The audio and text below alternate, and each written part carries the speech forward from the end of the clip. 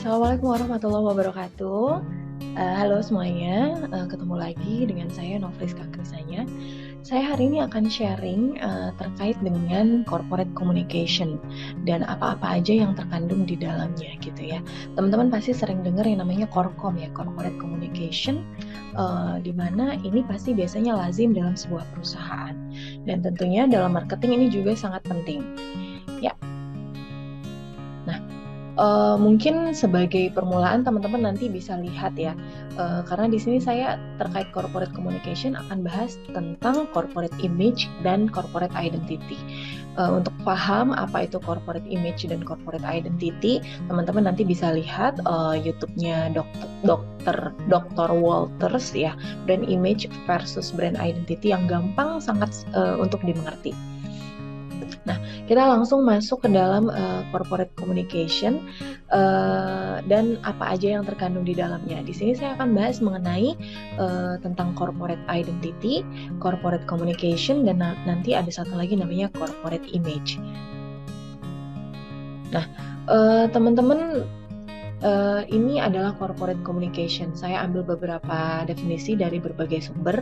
Yang pertama, sebenarnya corporate communication itu adalah seperangkat proses ya, aktivitas yang bertujuan pada akhirnya nanti menciptakan yang namanya reputasi yang diinginkan oleh perusahaan di antara para stakeholders. Nah, kalau stakeholders mungkin teman-teman udah pada tahu ya, baik itu yang internal seperti karyawan, dan nanti eksternal banyak, nanti ada pemegang saham, regulator, kemudian customer, pihak ketiga dan sebagainya.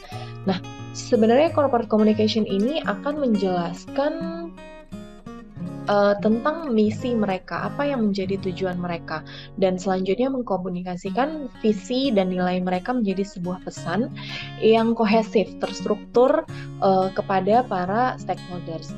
Nah, kalau dalam sebuah perusahaan, tadi makanya saya bilang di depan, corporate communication ini adalah sebuah fungsi manajemen. Pasti ada sebuah divisi atau departemen yang menaungi bagian yang namanya corporate communication. Istilahnya kalau dalam perusahaan, corporate communication ini jubir. Jadi kalau ada presiden, jubirnya, sekretariatnya ini biasanya si Korkom nih.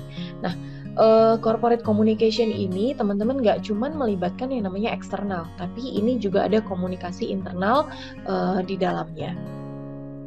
Nah, kenapa sih kita harus menganggap corporate communication ini sangat penting gitu ya? Karena tadi corporate communication ini kan bagaimana si perusahaan mengkomunikasikan dirinya gitu kan. Bagaimana dia menciptakan identitas yang pada akhirnya nanti akan dianggap seperti apa nih nanti oleh stakeholders.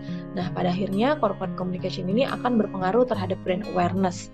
Kemudian employee engagement. Kenapa employee engagement? Tadi corporate communication tidak hanya eksternal tapi juga internal. Kemudian meningkatkan employee productivity, kemudian mengattract talent-talent yang talent-talent teratas. Kemudian corporate communication ini juga berperan penting dalam crisis management. Apalagi jika perusahaan sedang dalam krisis, reputasinya lagi turun, mungkin diserang dari berbagai masalah, corporate communication ini memiliki peran yang sangat penting. Kemudian di sini ada support from society, bagaimana si corporate communication ini memperoleh dukungan dari masyarakat. Kemudian corporate communication juga menggambarkan image atau citra yang terpercaya, terus untuk bisa membatasi yang namanya argumen-argumen negatif, kemudian maintaining business image gitu ya. Jadi dia corporate communication ini memelihara bagaimana citra dari sebuah perusahaan dan pada akhirnya berpengaruh pada manajemen reputasi. Nah, selanjutnya teman-teman mungkin sini saya ngasih contoh yang paling sering kita lihat ketika kamu mengunjungi McDonald's gitu ya. Apa sih yang pertama kali di pikiran kita? Apa yang membuat kira-kira kenapa kita pengen datang lagi ke McDonald's? Kemudian produknya apa-apa aja sih? Terus warna yang tergambar itu apa-apa aja? Terus logonya kayak gimana ya? Nah, ini adalah pertanyaan-pertanyaan singkat yang akan menggambarkan bagaimana sebuah corporate communication ya. Dalam hal ini adalah corporate image, nanti akan kita bahas. Teman-teman kini bisa lihat ya. Di sini kalau kita ngelihat ingat McDonald's pasti yang kebayar tuh langsung kebayang itu adalah Mac burger ya. Kemudian French fries.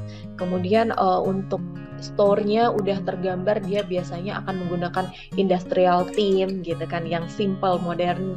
Kemudian logonya akan terbentuk huruf M yang gede dengan warnanya apa? Pasti warnanya merah dan kuning serta putih ya untuk tulisannya. Kemudian yang terlintas lagi apa? Kita akan melihat si ikonnya, Ronald McDonald gitu. Nah, ini adalah hal-hal yang terlintas pertama kali di pikiran kita ketika kita ditanya apa sih yang kamu ingat tentang McDonald gitu kan. Nah, itu semua adalah yang dinamakan dengan corporate identity. Jadi corporate identity adalah collection gitu ya, sekumpulan dari visual element gitu. Visual element seperti logo, tagline, font, color. Untuk apa? Untuk menciptakan sebuah identitas perusahaan, menciptakan sebuah citra dan mempromosikannya. Tentu hal-hal tadi menjadi sebuah promosi. Nah, biasanya corporate identity yang kuat itu akan mencerminkan atau mengekspresikan visi, tujuan, dan nilai ketika dia membedakan dirinya dengan orang lain. Sebenarnya kalau corporate identity ini nggak cuma sekedar desain ya, pasti ada filosofi, dan ini menunjukkan bagaimana kamu sebagai sebuah perusahaan, dan itu menggambarkan bagaimana kepribadian. Seperti kalau contoh McDonald tadi, kita lihat merah sama kuning itu kan biasanya warna-warna yang dipakai untuk happiness. Kemudian ada Ronald McDonald, badutnya itu. Nah, ini adalah value yang coba dikomunikasikan oleh McDonald's, bahwa McDonald's ini bringing happiness to you gitu ya. Kemudian biasanya elemen-elemen ini digunakan untuk mengembangkan personality, kepribadian dari sebuah brand atau sebuah perusahaan. Nah, tapi kalau kita lihat lagi ke dalam, ternyata corporate identity itu nggak cuman sekedar elemen visual. Kalau kita lihat di sini, saya ambil dari Ballmer 97, corporate identity ini ada 3 ya, ada behavior, communication, dan symbolism. Namun ternyata untuk dia menjadi sebuah corporate communication, dia harus berawal dari yang namanya culture history dan corporate strategy. Jadi logo, tagline, kemudian icon, warna, itu semua nggak semerta-merta dibuat begitu saja, tapi ada elemen culture dan elemen strategi yang mendasari semua itu. Jadi memang harus align antara tujuan dan apa yang ingin dikomunikasikan.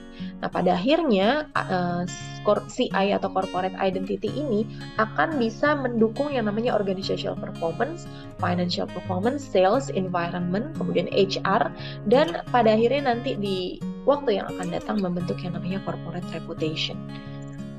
Nah, kita lihat lagi corporate identity tadi saya bilang ada 3, symbolism, communication, dan behavior. Kalau symbolism tadi ya seperti tagline, logo, warna, corporate color, uniform, dan sebagainya yang bisa kita lihat.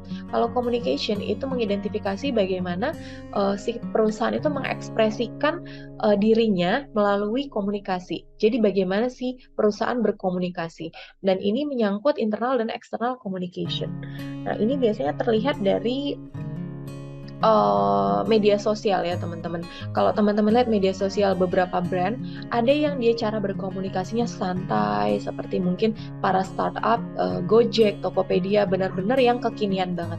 Tapi kalau kita lihat beberapa perusahaan BUMN seperti Jasara Harja, dia akan berkomunikasi, kalau kita lihat media sosialnya biasanya akan lebih formal seperti itu.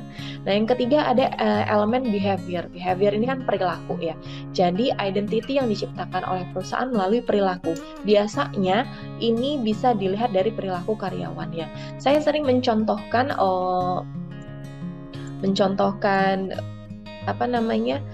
perilaku identity ini melalui Satpam BCA gitu ya. Teman-teman kalau ke BCA, BCA itu sudah sangat terkenal, image yang terbentuk, reputasi yang terbentuk, dia adalah bank untuk yang retail yang terbaik di Indonesia gitu ya. Jadi emang dia concern kepada pelanggan-pelanggan retail. Nah, bahkan sampai satpamnya aja itu bisa melayani customer dengan sangat baik, bisa mengerti yang namanya kebutuhan customer. Ini adalah bagaimana si BCA mendidik gitu ya, menanamkan nilai identity-nya BCA melalui behavior-nya, mulai dari satpam sampai nanti ke pimpinan yang paling tinggi. Dan tentunya behavior di sini ada unplanned dan planned. Nah, selanjutnya adalah setelah identity terbentuk itu akan nanti terbentuk yang namanya corporate image. Berbeda dengan identity. Kalau identity kita akan ngomongin si perusahaan yang punya kontrol. Tapi kalau image adalah perspektif gitu ya, persepsi yang dirasakan oleh konsumen, yang yang dilihat oleh konsumen pada suatu waktu ya, psychological impression gitu ya. Dan ini sewaktu-waktu bisa berubah gitu, yang bisa dipengaruhi dari circumstances, lingkungan, media coverage, performance dari si perusahaan dan sebagainya. Nah, ini dia kata kuncinya adalah public perception reform yang mencerminkan situasi terkini. Tidak seperti corporate identity yang dia stagnan, tapi kalau corporate image ini lebih berubah-ubah, mengalir. Dan ini bisa berubah dari positif ke negatif, ke netral, atau sebaliknya. Tergantung tadi, ada lingkungan, ada media coverage, dan sebagainya. Nah, teman-teman kalau ngomongin corporate image gitu ya, biasanya perusahaan-perusahaan besar akan menggunakan beberapa teknik-teknik advertising untuk bisa menciptakan image yang meningkatkan keinginan customer untuk bisa engage sama si perusahaan seperti itu. Nah, pada akhirnya setelah nanti tadi ada corporate identity yang dikelola oleh perusahaan, terbentuklah corporate image gitu ya, yang merupakan persepsi konsumen terhadap sebuah perusahaan pada satu waktu tertentu. Nah, akan nanti tercipta di jangka yang lebih panjang ada namanya corporate reputation. Nah, corporate reputation ini tidak hanya mencerminkan pada satu waktu, tapi dia merupakan representasi perseptual baik dari masa lampau, masa kini, dan masa sekarang gitu, yang akan menggambarkan perusahaan secara keseluruhan jika dibandingkan dengan pesaing. Nah, di sini saya kasih note ya bahwa reputasi itu berbeda dengan citra, di mana reputasi itu dibangun dalam waktu yang lama, sedangkan citra itu merupakan gambaran pada satu titik tertentu. Nah, di sini kalau kita lihat ternyata corporate reputation itu tidak hanya dipengaruhi oleh corporate identity yang bisa dikelola oleh perusahaan maupun corporate image, tapi banyak sekali yang mempengaruhi corporate reputation seperti etika, employee dan workplace, financial performance, leadership, management, social responsibility, customer focus, quality, kemudian reliability, dan emotional appeal. Nah, sebenarnya apa sih keuntungan kita untuk bisa menciptakan reputasi perusahaan yang baik? Tentu ini nggak perlu dipertanyakan lagi ya teman-teman. Di sini kalau reputasi yang baik akan bisa meningkatkan motivasi karyawan untuk bisa bekerja, nanti pada akhirnya berujung pada produktivitas. Nah, kemudian akan menciptakan satisfaction, kepuasan yang tinggi, customer loyalty, dan nanti kita lebih pede gitu ya, lebih confidence untuk mengkomunikasikan, untuk menjual produk dan service yang kita hasilkan. Kemudian corporate reputation ini akan mengembangkan yang namanya positive word of mouth. Mungkin kalau sekarang udah word of mouth ya. Kemudian pada akhirnya reputasi yang baik akan bisa mendatangkan investor, kemudian positive news coverage gitu ya, financial news coverage, better supplier, dealer dan support, dan pada akhirnya akan bisa berhubungan baik dengan yang namanya government dan regulators. Nah, itu adalah gambaran kecil bagaimana tentang corporate communication dan beberapa elemennya. Di sini saya mengkhususkan pada corporate image yang dikelola oleh perusahaan, kemudian pada akhirnya menciptakan corporate image, dan pada akhirnya berdampak pada corporate reputation. Itu teman-teman. Terima kasih sudah menyaksikan. Mudah-mudahan ini bermanfaat. Wassalamualaikum warahmatullahi wabarakatuh. Salam sehat.